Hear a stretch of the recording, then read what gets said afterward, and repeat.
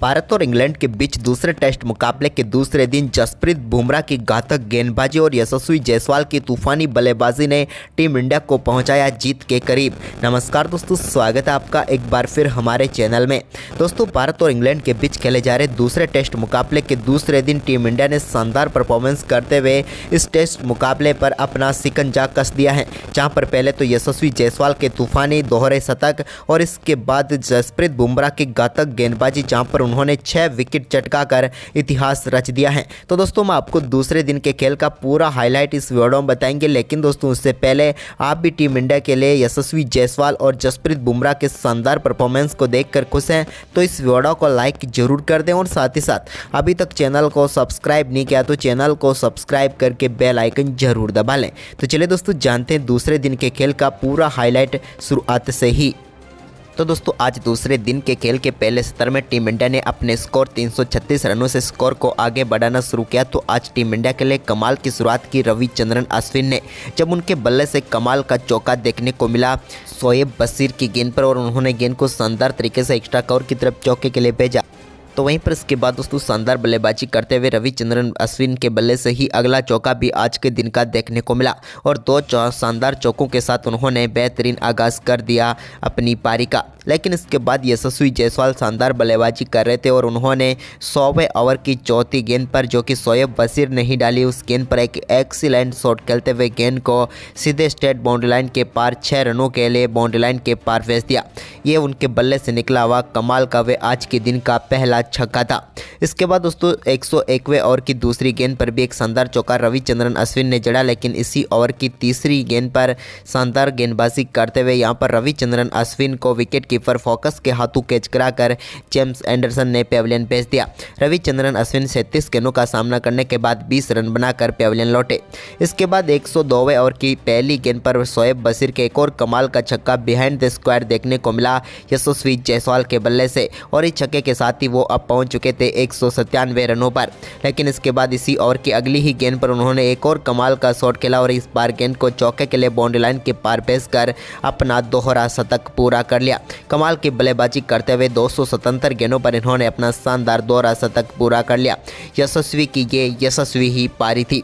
इसके बाद दोस्तों 103वें ओवर की पहली गेंद पर भी उनके बल्ले से एक और कमाल का चौका देखने को मिला, जहां पर उनके बल्ले से एज लगकर गेंद सीधे बाउंड्री लाइन के तरफ चली गई और एक और चौका यहां पर यशस्वी जायसवाल को मिला। लेकिन इसके बाद 107वें ओवर की 5वीं गेंद पर यशस्वी जायसवाल एक और बड़ा शॉट खेलना चाहते थे जेम्स एंडरसन की गेंद पर, लेकिन यहां पर गेंद हवा में खड़ी हो गई और बेहतरीन कैच जॉनी बेयरस्टो के हाथों में चला गया और भारतीय टीम को यशस्वी जायसवाल के रूप में सबसे बड़ा झटका लगा। यशस्वी जायसवाल कमाल की बल्लेबाजी कर रहे थे और 290 गेंदों का सामना करने के बाद 209 रन बनाकर वो पेविलियन लौटे। इसके बाद दोस्तों 111वें ओवर की पहली गेंद पर जसप्रीत बुमराह ने भी डीप मिड विकेट की तरफ एक वोल्टॉस गेंद को शानदार तरीके से चौके में तब्दील किया।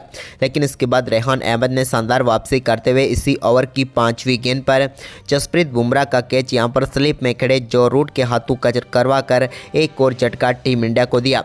जसप्रीत बुमराह यहां पर ज़्यादा कुछ खास नहीं कर पाए और 9 गेंदों का सामना करने के बाद वो 6 रन बनाकर चलते बने। तो वहीं पर इसके बाद आखिरी विकेट के तौर पर 12वें ओवर की आखिरी गेंद पर शोएब बशीर ने मुकेश कुमार को भी स्लिप में रूट के हाथों ही कैच करवाकर पेविलियन भेजा और भारतीय पूरी टीम 396 रनों पर ऑल आउट हो गई।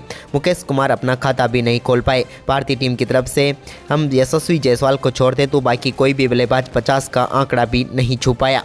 वहीं पर दोस्तों भारतीय टीम के 396 के जवाब में जब इंग्लैंड की टीम अपनी पारी की शुरुआत करने उतरी तो उनके लिए शुरुआत काफ़ी शानदार रही। दूसरे ओवर में एक बेहतरीन चौका यहां पर क्रॉली के बल्ले से देखने को मिला, लेकिन इसके बाद दूसरे ओवर की चौथी गेंद पर भी डकेट ने भी शानदार शॉट खेलते हुए गेंद को एक बार फिर से बाउंड्री लाइन के पार भेज दिया। इसके बाद तो दोस्तों चौथा ओवर डालने आए मुकेश कुमार के इस ओवर में शानदार बल्लेबाजी करते हुए डकेट के बल्ले से 3 बेहतरीन चौके देखने को मिले और दोस्तों लंच से पहले तक इन दोनों बल्लेबाजों ने शानदार परफॉर्मेंस करते हुए 6 ओवर में 32 रन बना लिए और कोई भी विकेट इंग्लैंड का गिरने नहीं दिया।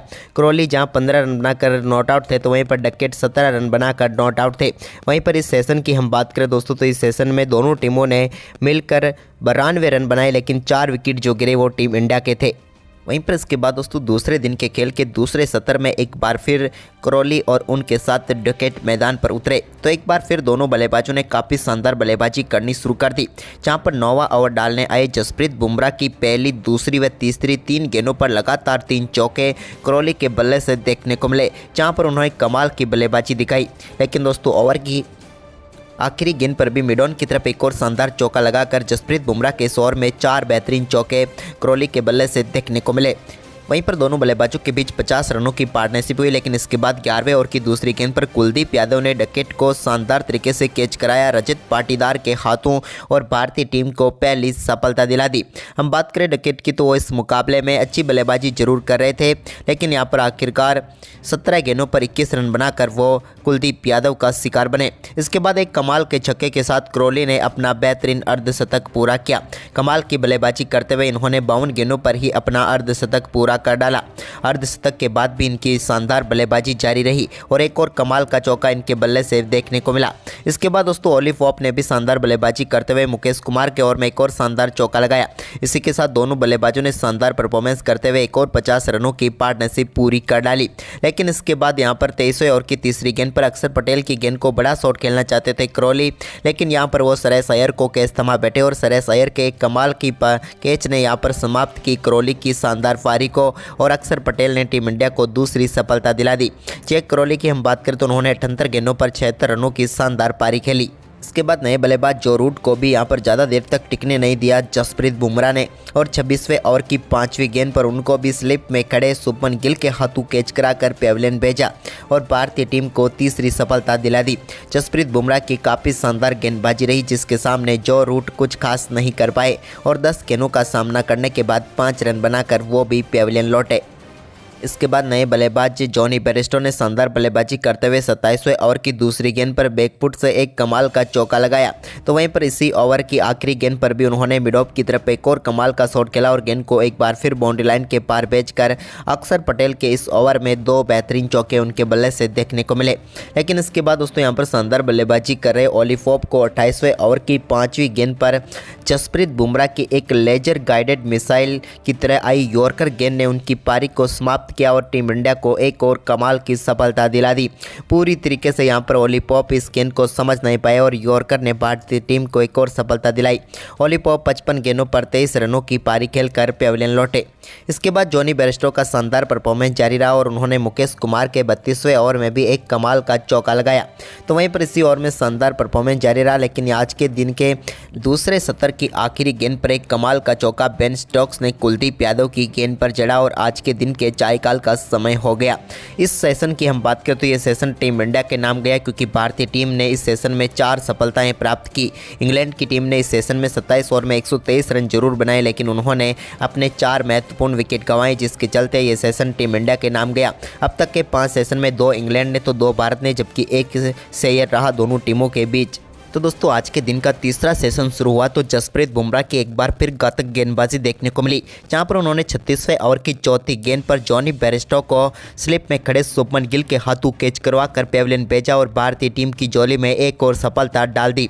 घातक गेंदबाजी करते हुए जसप्रीत बुमराह ने पेविलियन भेजा जॉनी बेयरस्टो को। जॉनी बेयरस्टो की हम बात करें तो दोस्तों वो सेट जरूर हो चुके थे, लेकिन 39 गेंदों का सामना करने के बाद 25 रनों की पारी खेलकर पेविलियन लौटे।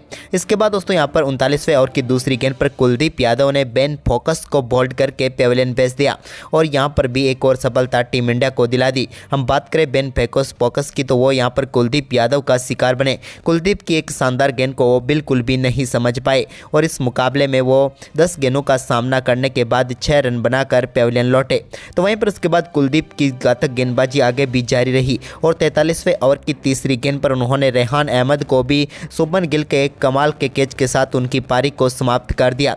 यहाँ पर भी हम बात करें दोस्तों रेहान की तो वो बड़ा शॉट जरूर खेलना चाहते थे, लेकिन यहाँ पर सीधे ढूंढ बैठे वो शुभमन गिल को और यहाँ पर इस मुकाबले में 15 गेंदों का सामना करने के बाद 6 रन बनाकर वो पेविलियन लौटे। तो वहीं पर इसके बाद दोस्तों शानदार परफॉर्मेंस करते हुए बेन स्टोक्स ने कुछ बड़े शॉट जरूर खेले, जहाँ पर उनके बल्ले से एक कमाल का छक्का भी देखने को मिला।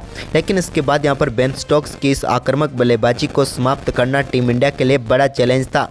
लेकिन इस चैलेंज को पूरा करने की जिम्मेदारी एक बार फिर जसप्रीत बुमराह के कंधों पर आई तो उन्होंने शानदार गेंदबाजी करते हुए 50वें ओवर की दूसरी गेंद पर बेन स्टोक्स को बोल्ड करके पेविलियन भेजा और भारतीय टीम की झोली में सबसे बड़ी सफलता डाल दी, क्योंकि यहां पर खतरनाक साबित हो सकते थे बेन स्टोक्स, लेकिन जसप्रीत बुमराह के सामने वो ज़्यादा देर तक टिक नहीं पाए। लेकिन उन्होंने 54 गेंदों का सामना करते हुए 47 रनों की शानदार पारी जरूर खेली। इसके बाद दोस्तों यहाँ पर टीम इंडिया के लिए एक और सफलता की दरकार थी, तो वो 52वें ओवर की दूसरी गेंद पर जसप्रीत बुमराह ने ही दिलाई, जहां पर उन्होंने टॉम हैटली को शुभमन गिल के हाथों कैच कराकर पेविलियन भेजा और एक और सफलता यहां पर जसप्रीत बुमराह ने हासिल कर दी। ये जसप्रीत बुमराह की कमाल की गेंदबाजी थी और उनका 5वां विकेट था, यानी कि हाई फाइव पूरा कर लिया जसप्रीत बुमराह ने। लेकिन वो यहां पर भी नहीं रुकने वाले थे। जसप्रीत बुमराह ने घातक गेंदबाजी करते हुए एक और सफलता टीम इंडिया को 56वें ओवर की आखिरी गेंद पर दिलाई, जब उन्होंने जेम्स एंडरसन को एलबीडब्ल्यू आउट करके पेविलियन भेजा और अपना 6ठा विकेट भी चटका लिया। जसप्रीत बुमराह की गेंदबाजी की बात करें तो मात्र 15.5 ओवर में 45 रन देकर उन्होंने 6 सफलताएं प्राप्त की। वहीं पर दोस्तों भारतीय टीम ने पहली पारी में इंग्लैंड के ऊपर 143 रनों की शानदार बढ़त बना ली। इसके बाद आज के दिन ही भारतीय टीम ने अपनी दूसरी पारी का आगाज किया।